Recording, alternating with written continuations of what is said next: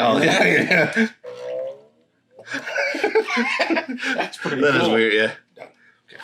Hey, what's happening, everybody? It's Ike from Flipside Music, and welcome to the over-caffeinated version of F.A.Q. Season 3, Episode 26. Yes.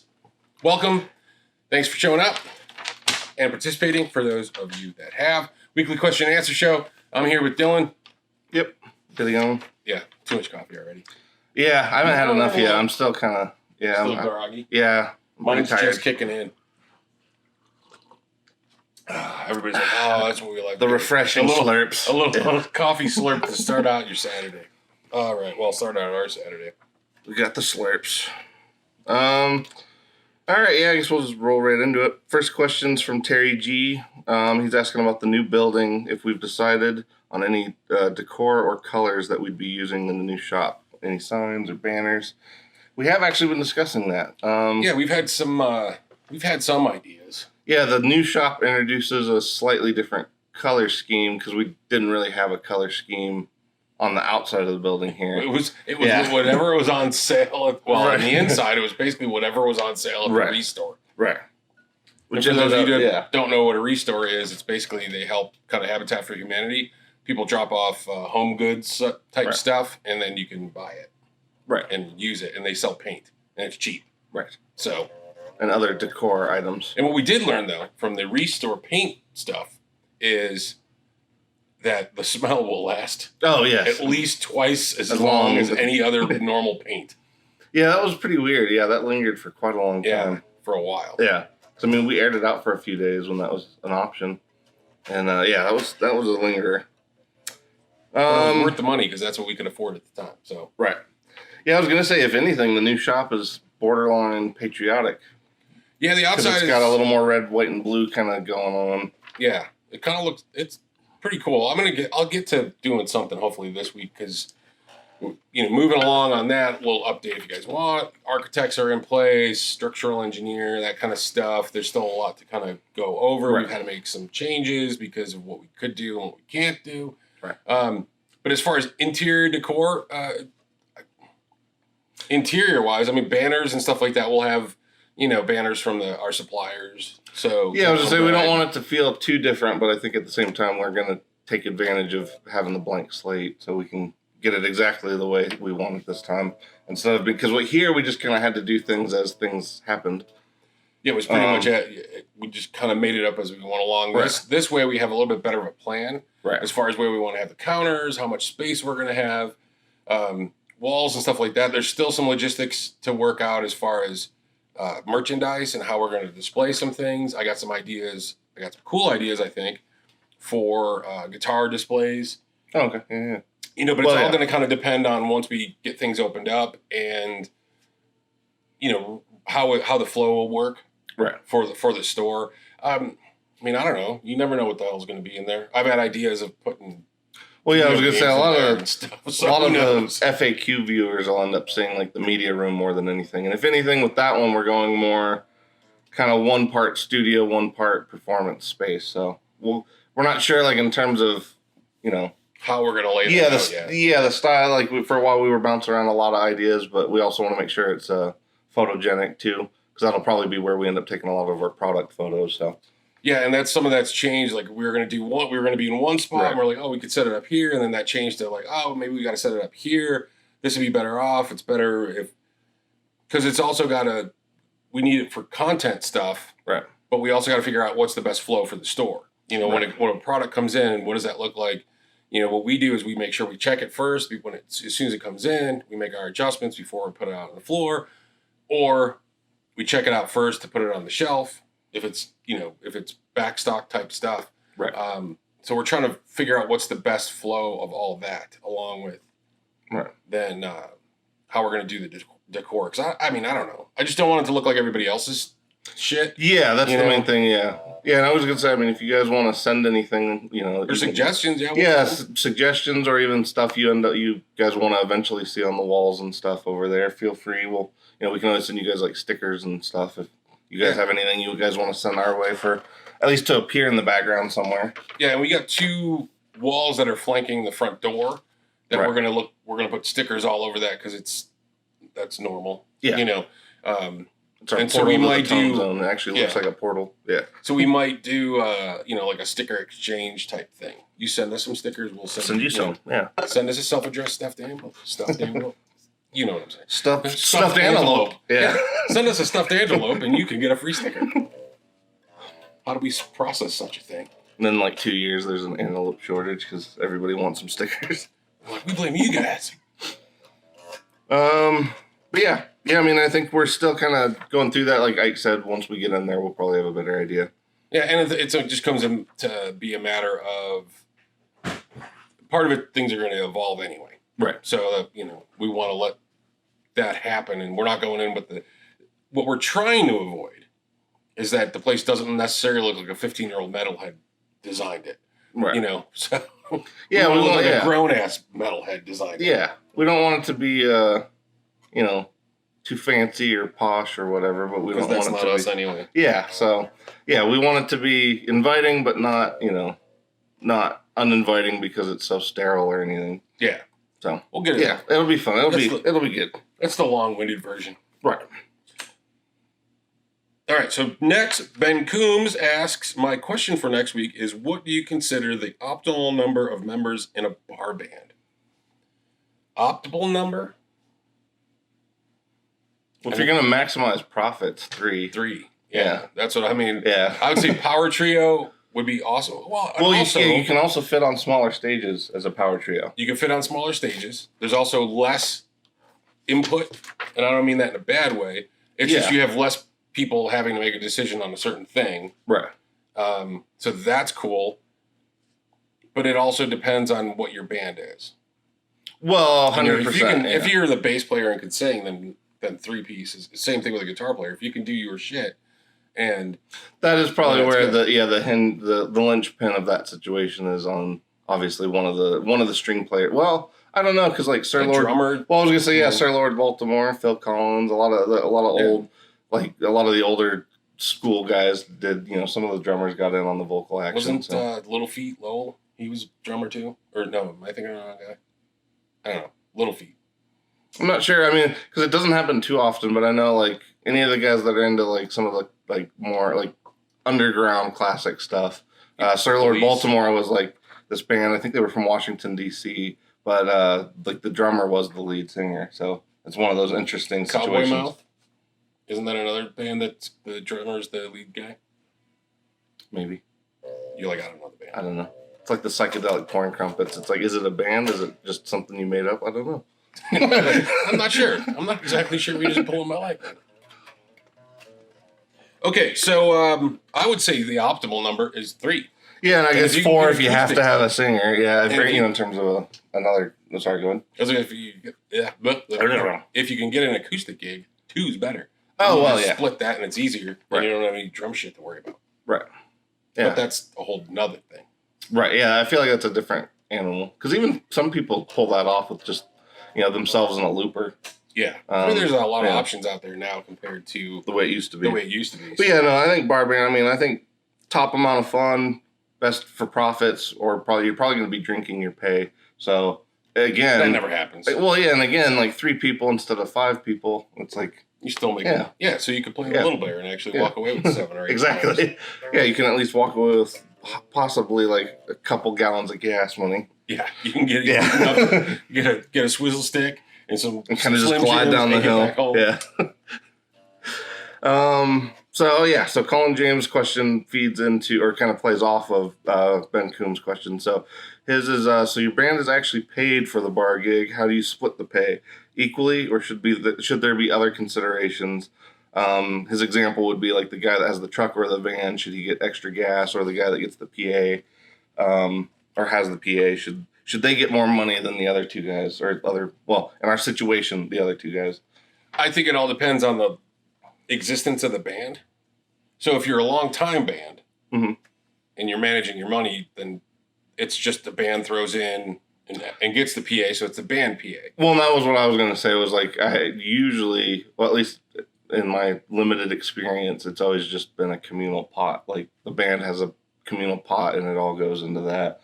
And then like if anybody needs something, like if you need gas money and shit, it comes out of that. Yeah, and that'll help feed the van and all this other stuff. But it all depends on, I think, where you are in the band itself. Like if you're just starting out and it's a 4-piece band or a 3-piece band, I think everybody just you just cut it 3 ways or 4 ways. Well, yeah, you're building it from the ground up. Yeah, and everybody just gets a slice of it and that's it. Now, if you have to bring a PA...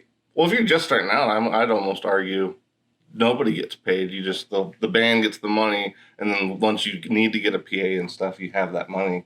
I mean, that kind of sucks because it always feels like you're not getting anything. But at the same time, I think everybody feels better about things when nobody's like, because I agree with like his extra consideration point, but people are always weird about money, and I always feel like that's the thing. Everybody wants to get paid. If you're playing a gig, you want to get that $50 or $100 or 150, whatever you guys agreed on. Well, right. You want to get that dough. So what it also is like, hey, a percentage of whatever you guys make goes into a kitty for, purchasing a PA or whatever the case may be. This is a fantastic band if there's enough money to save and to have a cut. Right. Well, that's what I'm saying. The life cycle of the band, because we've also been in bands where it's like, all right, we're putting this together, and you never even get to a rehearsal, and it's all right, guys. We owe the bar owners $8 a piece. Right. That's the Blues Brothers kind of thing. Yeah. Well, we offered you $300, but the band drank $400 worth of beer. Exactly. Oh, we thought it was complimentary. But I think it ends up being, how old is the band? Right. Like if you're just getting started, just kind of split it all. Now somebody has to bring a PA. I mean, if you got cool people, then it shouldn't be an issue. But it would also probably depend on like, are you jumping into the band? Like, are you jumping into an established band? Right. Or is it all just being formed from the get go? Right. And I think all that plays into it. But yeah, I mean, I do think. I mean, yes, if you're gonna divvy out percentages, I do think if there's one dude that's like doing a lot of the extra work, because I guarantee the guy with the van is probably driving further than the rest of the group too. So if you have a van, well, yeah, because he's got to go. He's got to go to get his shit. Then he's got to go get to other guys' shit. Then he's got to go get the other guy's shit, and then do all that. And then when he's coming back, he's got to drop them all off instead of just going home. So that guy definitely should get more in terms of a percentage. But well, that's what I'm saying though. It all depends on the life of the band, right? Because if you're just getting going, whatever, just well, yeah, you just gotta make it work. Yeah. The thing is, I don't know what the cutoff is. At what point in the band's life does it become kind of, you almost got to look at it as a business type thing. Well, yeah. At what point does it become, well, now we've been together for a year, we've done X amount of gigs, we need a PA just in case. What size PA do we need? And then let's put that, let's work towards that because we're going to stay. We're keeping this band together. Kind of the B.B. King thing where, he basically kept all he could until he could afford to get a bus, and then the imperative of that was like it was the group's vehicle after that. But yeah, I mean, it's like you said, it depends on where you're starting, and then if you're hopping in, I don't think you could really expect much. The band's probably going to tell you kind of how things are going or how they did things, because that tends to be the way bands are. Is like they always tend to just keep doing the things the way they want to do it, regardless of who's kind of popping in and out. Right. So I don't know. It's very situational. Yeah, and that's figured out. And there's some people that are gonna, certainly want more if you need to bring a PA, or if it's a good question. If you got a gig that you don't have to bring one. I mean, it is a good question because it is kind of like passion project versus business. Like by the time it gets to be more businessy, you got to take some of that a little more serious and actually think those things through. Whereas, like you said at the beginning, you're just doing it because you want to. So. Yeah, and it could be like you said, walking into a band. If somebody's the leader of the band, they might dictate how all of it goes. Right, because they might just go, "Hey, at that point, you might have dues or something. Who knows?" Well, or the thing is like, "Hey, the leader of the guy. Let's say it's the the Michael XYZ band, right? And it's kind of his project, and you're there to play, so you get a percentage of it because maybe he's doing more promotion or something like that. Because there are a lot of factors." Right. Who's doing the promotion? Who's chasing down all these gigs? There's effort that goes into that to have to talk to people, send out EPKs and all that kind of stuff.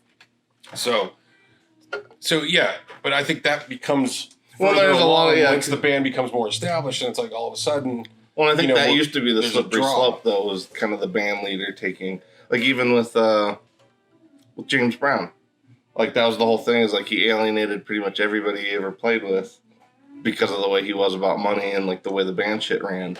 And so it's like, but then you got other guys on the other side of it, like super intimidating guys like Howlin' Wolf, that he would pay for like healthcare and stuff before before anybody was doing that stuff, he would buy like healthcare for his band, Howlin' Wolf.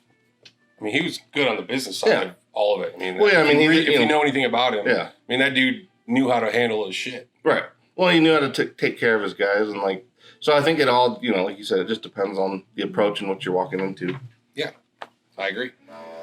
All right, and then Colin James, I think, and another guy had another sort of discussion topic. This wasn't as much of a question, but it sort of hit on something we were talking about a couple weeks ago, which was people's expectations of like recorded tones versus like live tones.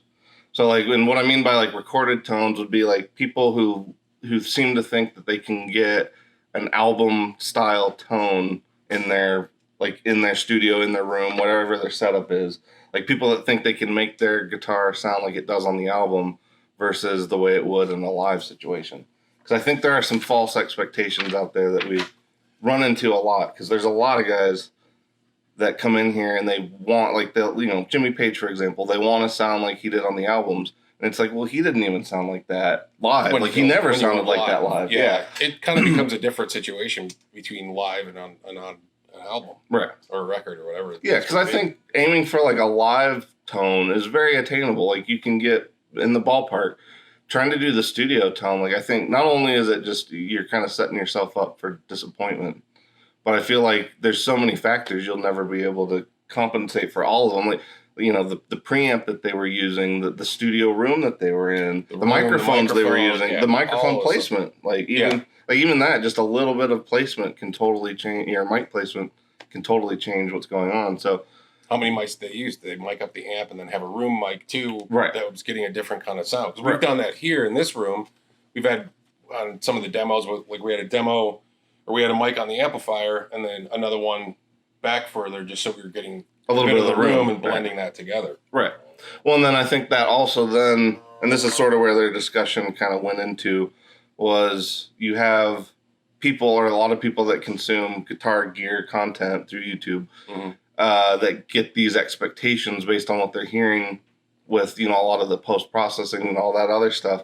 But when you also factor in the fact, the compression of YouTube and all the other, auditory things that change when you're uploading something to YouTube. Could be the room you're in too. Well, right. And like, will you ever get that tone again? Because that's the thing. Like, you'll hear a lot of guys, even, Rabia and like Gretsch and those guys, like they get phenomenal tone. Like they really do.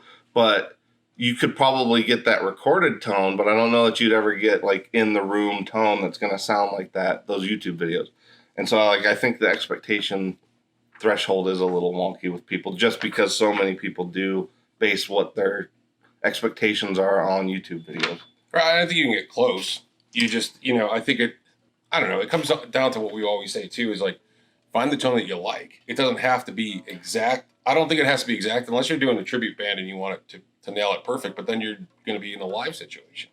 Well, right. And again, then you're falling into that thing of where you're constantly probably chasing an album tone. And again, like you might get close. Like I know I appreciate that a lot of guys do get close with that stuff. But again, what good does it do if you're not going to present that in a live situation? Because once you're in a live situation, everything's going to change. Yeah. Settings are completely different. The room you're playing in is going to make a difference in what the sound. Well, yeah, like even like Metallica as an example. Like people give them endless shit for doing the scooped mids thing for the Mesa stuff when they were recording. But then when you look at their live settings, it was almost the complete opposite. Mids are dimed, and it's just because they had to be more present. So in a live situation, their guitar tone was completely different. And I'm talking more like old school Metallica, because like if you listen to the album tone from like And Justice, and then you watch like the live in 1988, it's like it's two totally different, good tones, but two totally different tones. Different. Yeah. So yeah, I mean, I think there's definitely some validity to the whole like people getting weird expectations based on recorded guitar tone. I think it's weird expectations too on the YouTube stuff, like you said. Mm-hmm. It's just what you're hearing, because we deal with a lot of amps and pedals, and it's in front of us. It's here, it's pushing air. Right. We get to hear it for real compared to what because we've done this where we've watched YouTube videos and we're like, this doesn't sound anything like that. Right. And we're having trouble getting it to that. And it's like, well, how did they get that? And then there's other times where we're like, wow, if we watch a review, we're like, yep, he nailed it. That sounds almost exactly like what this thing sounds like in real life. We've done a few things where, like, in the room and in person, it didn't really sound exactly like what we were expecting. But then when we would listen to it recorded, it would sound pretty much spot on to what we were going for. So it's like it really just depends on how you recorded it and what you're listening to. And I think that those are the two big things that are going to change that. But yeah. Anyway, I think that was a good topic because, like, it is something we definitely run into a lot, especially with customers. I agree. And I think what you should do is maybe we got to do some of these FAQs live and test some stuff out live. Yeah. We've been thinking about redesigning the FAQs a little bit, maybe changing the days. Try to make it a little more interactive with you guys, too. So yeah, maybe the new place we might go, we might do them live. Not all live, but more live. More live than what we're doing because the problem is we just don't have the space. Yeah, we don't have the ability to leave we will things. be able to. Right, we can't leave things set up the way things are currently. So hopefully at the next shop we can. Yeah. All right. You want to play us out? I wish we could get that liquidy sound. You should learn like all the classic '90s show bass lines, like Seinfeld and Frasier, and all those like classic '90s. Anyway, yeah, I think that's pretty much. That's it. Yeah, we're open, so we should probably. Yeah, we gotta get this thing. We gotta get this day rolling. Yeah. All right, so we'll catch you guys on the flip side.